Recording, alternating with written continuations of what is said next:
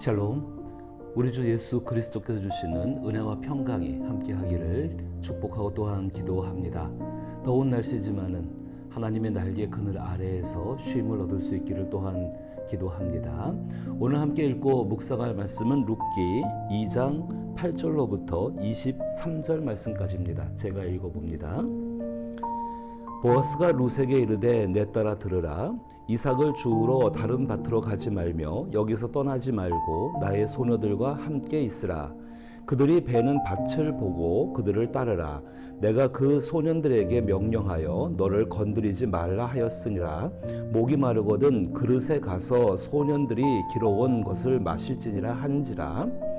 룻이 엎드려 얼굴을 땅에 대고 절하며 그에게 이르되 나는 이방 여인이거늘 당신이 어찌하여 내게 은혜를 베푸시며 나를 돌보시나이까 하니 보아스가 그에게 대답하여 이르되 내 남편이 죽은 후로 내가 시어머니에게 행한 모든 것과 내 부모와 고국을 떠나 전에 알지 못하던 백성에게로 온 일이 내게 분명히 알려졌느니라. 여호와께서 내가 행한 일에 보답하시기를 원하며 이스라엘의 하나님 여호와께서 그의 날개 아래에 보호를 받으러 온 내게 온전한 상 주시기를 원하노라 하는지라. 룻이 이르되 내 주여 내가 당신께 은혜 입기를 원하나이다. 나는 당신의 하녀 중에 하나와도 같지 못하오나 당신이 이 하녀를 위로하시고 마음을 기쁘게 하는 말씀을 하셨나이다 하니라. 식사할 때 보아스가 룻에게 이르되 이리로 와서 떡을 먹으며 내 떡 조각을 초에 찍으라 하므로 룻이 곡식 베는 자 곁에 앉으니 그가 볶은 곡식을 주매 룻이 배불리 먹고 남았더라.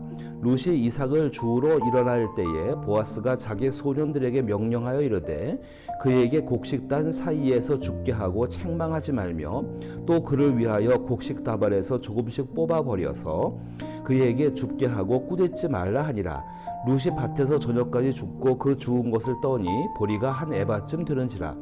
그것을 가지고 성읍에 돌아가서 시어머니에게 그 주운 것을 보이고 그가 배불리 먹고 남긴 것을 내어 시어머니에게 드리매 시어머니가 그에게 이르되 오늘 어디서 주었느냐 어디서 일을 하였느냐 너를 돌본 자에게 복이 있기를 원하노라 하니 룻이 누구에게서 일했는지를 시어머니에게 알게 하여 이르되 오늘 일하게 한 사람의 이름은 보아스니이다 하는지라. 나오미가 자기 며느리에게 이르되 그가 여호와로부터 복받기를 원하노라. 그가 살아있는 자와 죽은 자에게 은혜 베풀기를 그치지 아니하도다 하고 나오미가 또 그에게 이르되 그 사람은 우리와 가까우니 우리 기업을 물을 자 중에 하나이니라 하니라. 모압 여인 룻이 이르되 그가 내게 또 이르기를 내 추수를 다 마치기까지 너는 내 소년들에게 가까이 있으라 하더이다 하니 나오미가 며느리 룻에게 이르되 내 딸아 너는 그의 소녀들과 함께 나가고 다른 밭에서 사람을 만나지 아니하는 것이 좋으니라 하는지라. 이에 룻이 보아스의 소녀들에게 가까이 있어서 보리 추수와 밀 추수를 마치기까지 이삭을 주우며 그의 시어머니와 함께 거주하느니라. 아멘. 오늘 저는 이 본문을 겁에 질린 새끼 독수리가 커다란 날개를 가진 어미 독수리 밑에 숨다라는 제목을 가지고서 생각을 해보고자 합니다. 함께 읽으신 본문의 내용은 보아스가 룻에게 친절을 계속해서 베풀고 있는 모습에 해당합니다. 그리고 그 이야기를 들은 나오미의 반응과 기도가 등장을 하고 있습니다. 친절을 베풀고 있다. 계속되는 보아스의 친절에 대해서 8절과 9절에서 다시 한번 제가 읽어보면 이렇게 말하고 있습니다. 보아스가 룻에게 이르되 내 딸아 들으라. 이삭을 주우러 다른 밭으로 가지 말며 여기서 떠나지 말고 나의 소녀들과 함께 있으라. 그들이 베는 밭을 보고 그들을 따르라. 내가 그 소년들에게 명령하여 너를 건드리지 말라 하였으니라. 목이 마르거든 그릇에 가서 소년들이 기러온 것을 마실지니라 하는지라. 자, 보아스의 친절의 모습을 보십시오. 그 친절의 모습 가운데서는 8절 가운데에서 룻이 계속해서 일할 수 있는 장소와 터전을 제공해주고 있습니다. 이제 룻은 더 이상 다른 밭을 찾으러 가지 않아도 됩니다. 그리고 9절 말을 보게 되니까는 이 보아스가 이 룻의 육체를 걱정하고 있습니다. 소년들에게 명령하여 너를 건드리지 말라 하였다. 이 말을 보니까는 룻의 육체를 지켜주고 싶은, 룻의 육체적인 삶을 지켜주고 싶은 그 모습이 등장을 하게 됩니다. 그리고 한 걸음 더 나아가서 13절의 말씀 보게 되면 끝부분에 당신이 이 하녀를 위로하시고 마음을 기쁘게 하는 말씀을 하셨나이다. 이렇게 말을 함으로 말미암아서 룻의 마음을 기쁘게 하고 그의 마음도 지켜주고 있는 모습을 볼 수가 있습니다.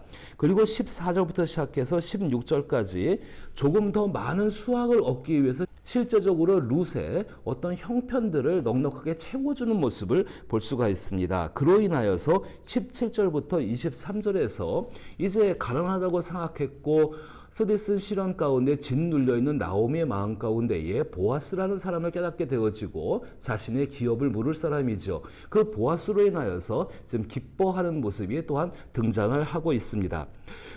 보아스가 룻을 돌보는 모습 가운데에서 그의 삶의 경계를 정해주고 삶이 지속될 수 있는 지속성을 보장해주고 그리고 한 걸음 더 나가서 룻의 육체를 지켜주고 채워주고 그리고 더 나가서 마음을 지켜주고 또 마음을 기쁘게 하는 모습을 볼 수가 있습니다. 이로 인해서 이 룻은 나오미와 함께 또 다른 소망들을 가질 수 있게 되는 것이죠. 자, 이런 보아스의 친절이 누구의 모습이라고 생각되십니까? 하나님의 섭리 안에서 우리 가운데 베푸시는 예수 그리스도의 은혜라고 생각되지 않으십니까? 그리스도 예수가 함께 하시면서 진실로 우리의 삶 가운데 우리의 육체가 안전한 것을 계속해서 보장받도록 해주시고 또 한 걸음 더 나가서 우리의 육체가 상하지 않도록 돌보아 주시고 그리고 더 나가서 우리의 마음에 항상 성령 안에서의 기쁨을 주신다는 것입니다. 이것이 우리 영혼을 위해서 하나님께서 준비해 놓으신 그리스도 안에서의 장래의 은혜입니다. 그런데 우리는 이런 은혜들을 가지고 살면서 한 가지 질문이 있습니다. 오늘 룻의 질문이기도 한데 내가 무슨 자격이 있어서 무슨 공로로 그런 은혜를 받을 수 있을까? 룻도 똑같은 질문을 합니다. 10절 말씀 보니까는 룻이 엎드려 얼굴을 땅에 대고 절하며 그에게 이르되 나는 이방 여인이거늘 당신이 어찌하여 내게 은혜를 베푸시며 나를 돌보시나이까? 라고 질문을 합니다. 내가 무엇이 간데 내게 은혜를 베푸시며 나를 돌보십니까? 하나님, 내가 무엇이 간데 하나님께서 내게 어찌하여 은혜를 베푸시고 내게 돌보아 주십니까? 지극히 당연하다고 생각하는 것들인데 이 당연하다는 것들에 대해서 룻은 결코 그 당연한 친절에 대해서 그냥 받는 것이 아니라 적어도 자기 자신이 그 앞에서 어떤 모습인지를 돌아보고 있는 것입니다. 이것이 지극히 하나님께 은혜를 받은 사람의 사람다움의 모습에 해당하게 될 것입니다. 그때 보아스가 대답을 합니다. 11절 말씀에 보아스가 그에게 대답하여 이르되 내 남편이 죽은 후로 내가 시어머니에게 행한 모든 것과 내 부모와 고국을 떠나 전에 알지 못하던 백성에게로 온 일이 내게 분명히 알려졌느니라. 보아스가 지금 말을 하고 있는데 보아스 자신이 왜 룻에게 은혜를 베푸는가? 그 11절 말씀이 어떤 조건처럼 들려지기도 합니다. 맞습니다. 조건 맞습니다. 분명히 룻이 한 행동에 대해서 이 보아스가 알고 있고 그 행동은 정말로 하나님 날개 그늘 아래 들어온 분명한 행위인 것을 알고 있습니다. 마치 지금 보아스는 이 룻이 세상에서 겁에 질린 새끼 독수리가 날개가 커다랗고 용맹한 어미 독수리 밑에 들어온 모습으로 보고 있습니다. 그리고 보아스 자신도 그 어미 독수리 밑에 속해 있는 사람이기 때문에 당연히 자기와 함께하는 룻에게 그 은혜를 베푼다고 이야기를 하고 있습니다. 그래서 12절에 이렇게 이야기합니다. 여호와께서 내가 행한 일에 보답하시기를 원하며 이스라엘의 하나님 여호와께서 그의 날개 아래에 보호를 받으러 온 내게 온전한 상 주시기를 원하노라 하는지라라고 이야기를 하고 있는 것입니다. 하나님의 날개 그늘 아래 숨어 들어왔다. 그 아래 피하였다. 이것의 의미 시편 57편 1절에서 이 의미에 대해서 이렇게 이야기합니다. 하나님이여 내게 은혜를 베푸소서 내게 은혜를 베푸소서 내 영혼이 주께로 피하되 주의 날개 그늘 아래에서 이 재앙들이 지나가기까지 피하리로다. 시편에서 재앙을 피하기 위해서 하나님의 날개 그늘 아래 들어온 것을 이야기하고 그 아래에서 자신의 간구가 하나님께 들려질 것을 말을 하고 있는 그 시편의 말씀인데 이 말씀 가운데 참 중요한 것이 있습니다. 하나님께서는 그 하나님의 날개의 그늘 아래 마치 겁에 질린 새끼 독수리가 어미의 날개 품 안으로 들어온 것을 어미 독수리가 기뻐하고 있다는 것을 강조하고 있는 것입니다. 마치 보아스가 룻을 보는 모습이 그러합니다. 그것은 룻의 마음속에 있던 간절한 기대이고 소망이었습니다. 룻이 자기 시어머니 나오미를 따라 모압 자기의 고향을 떠나서 이 어머니가 사는 땅으로 올 수 있는 이유 중에 한 가지는 하나님의 날개 그늘, 그 자기가 살던 땅에서 한 번도 느껴오지 못했던 선하신 하나님의 인격을 알게 되었고, 그리고 그 인격의 하나님을 만나고 그 하나님 보호 아래 살고 싶어서 들어온 것이 룻의 마음입니다. 오늘 13절을 보면은 룻이 이르되 내 주여 내가 당신께 은혜 입기를 원하나이다. 나는 당신의 하녀 중에 하나와 같이 못하오나 당신이 이 하녀를 위로하시고 마음을 기쁘게 하는 말씀을 하셨나이다. 보아스의 이야기가 룻의 마음에 있던 간절한 기대가 옳았다는 것을 지금 알려주고 있는 것입니다. 그래서 룻은 기뻐할 수밖에 없습니다. 과연 그리스도인들의 교제라는 것이 무엇인지 한번 생각해 보십시다. 서로가 가지고 있는 간절한 기대와 소망이 있습니다. 각자의 삶 가운데 어떤 것들에 부합되는 것을 서로 마음이 맞아서 기뻐하는 것이 아니라 각자가 생각하고 있는 하나님께 대한 생각이 같았을 때 그 기쁨을 누릴 수가 있는 것입니다. 모든 그리스도인들이 마음에서부터 하나 될 수 있는 것은 다른 이유가 아니라 복음에 대한 같은 생각과 같은 기쁨을 가지고 있기 때문에 그러한 것입니다.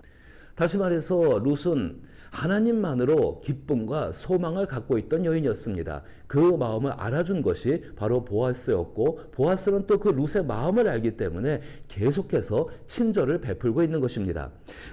우리가 여기서 조금 더 생각해 볼 것은 사람이 이렇게 하나님으로 인하여서 기뻐하는 것을 나타내고 또 알아주는 사람을 만났을 때 그러한 행동 속에서 우리가 얻는 유익이 무엇인가에 대한 것입니다. 여기서 우리는 하나님께서 하나님의 섭리를 이루시는 방법과 하나님께서 하나님을 기뻐하는 사람들, 하나님만 의지하는 사람들을 위해서 준비하신 장래의 은혜를 어떻게 자신의 것이 되게 하는지를 원리들을 알 수가 있습니다. 하나님께서는 사람들이 하는 어떤 행위에 대해서 물론 가치 있게 여겨주십니다. 그런데 사람이 자기가 한 그 일의 가치보다 하나님을 더욱더 중요하게 하나님의 가치를 더 드러내고자 한다면은 그 가운데에서 하나님께서는 하나님의 명예를 위한 자비로운 섭리들을 이루어 주신다는 사실입니다.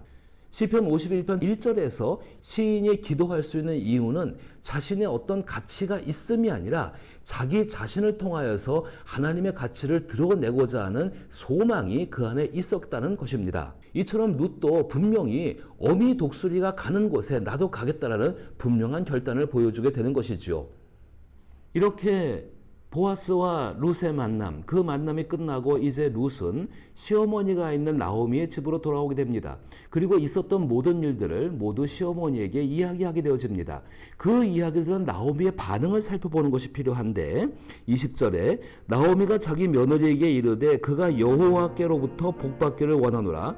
그가 살아있는 자와 죽은 자에게 은혜 베풀 일을 그치지 아니하였다 하고라고 이야기를 합니다. 여기서 나오미의 마음 안에 묶여 있던 한 가지의 결박, 그 결박이 풀립니다. 그것은 의문이었습니다.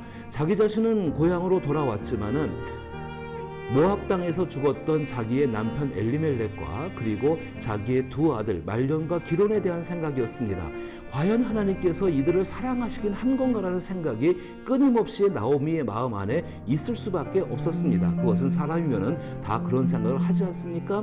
그런데 오늘 나오미의 고백을 보니까는 그 보아스라는 사람이 베푼 은혜가 곧 하나님의 은혜인 것을 기억하는 것입니다. 그가 살아있는 자와 죽은 자에게 은혜 베풀 일을 그치지 아니하도다. 보아스를 통해서 베푸시는 하나님의 손길을 보는 것입니다. 바로 자기 위에 날개를 펴고 있는 그 힘이 세고 용감한 어미 독수리의 모습을 보고 있는 것이 나오미의 모습입니다. 의문이 풀린 것이지요. 하나님의 섭리는 우리의 심령 가운데 있는 인생살이에서 겪게 되는 모든 결박들을 풀어놓으십니다. 그리스도 예수는 그 일을 위해서 우리 가운데 바로 자유를 주시고자 스스로 십자가에서 죽으셨고 하나님은 그의 아들을 부활시키셨습니다.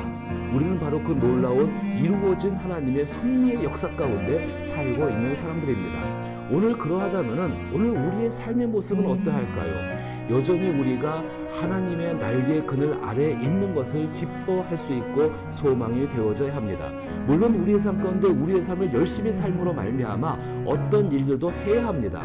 하지만 그 모든 것들 속에서 하나님께서 하나님께로 피하는 자, 세상 가운데 겁에 질린 새끼 독수리가 어미 독수리 날개 품 안에 들어왔을 때 그 어미 독수리가 행하는 일을 바라보는 사람들을 기뻐하신다는 것입니다.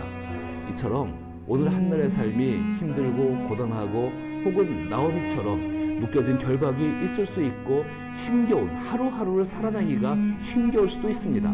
하지만 이미 우리가 하나님의 날개 그늘 아래 있음을 기억하며 그 힘이 세신 그 어미 독수리, 그 어미 독수리의 돌보심과 인도하심과 특별히 이미 이루어진 섭리 가운데 우리에게 와 계신 그리스도 예수의 친절 속에 살아갈 수 있기를 나사렛 예수 이름으로 축복합니다.